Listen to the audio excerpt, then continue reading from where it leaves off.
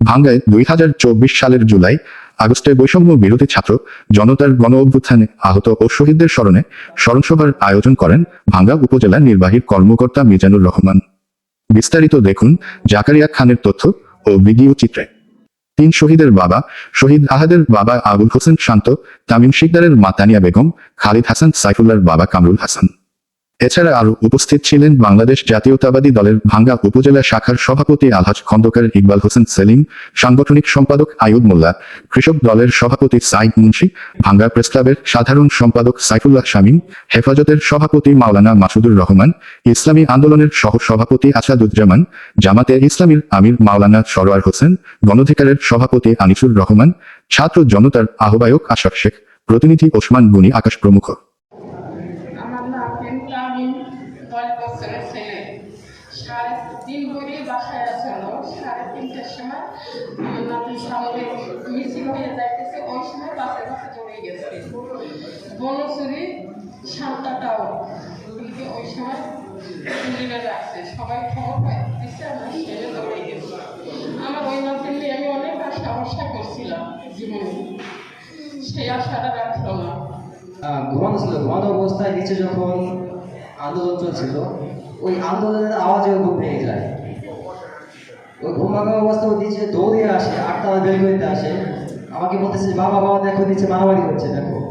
আমি আমার স্ত্রী দুজনেই আমরা বেলকনিতে ছিলাম। এক পর্যায়ে আব্দুল্লাহ আমার এবং আমার স্ত্রীর মাঝে দাঁড়ানো ছিল। ওই অবস্থায় আব্দুল্লাহের ডান চোখে গুলি আসে, গুলিটা নিচ থেকে করা হয়। পরবর্তীতে তখনই আমি আব্দুল্লাহকে যখন গুলিটা লাগে তখন ফুলের গুলিটি পুড়ে যায়। আব্দুল্লাহকে ধরা মাত্রে আমার হাত শার্ট ফুল একেবারে রক্তে ভিজে যায়। আমার ছেলে খালিদ হাসান সাইফুল্লাহকে প্রথমে একজন শুটার বসে তাকে টার্গেট করে তার মাথায় গুলি করে পড়ে গিয়েছে।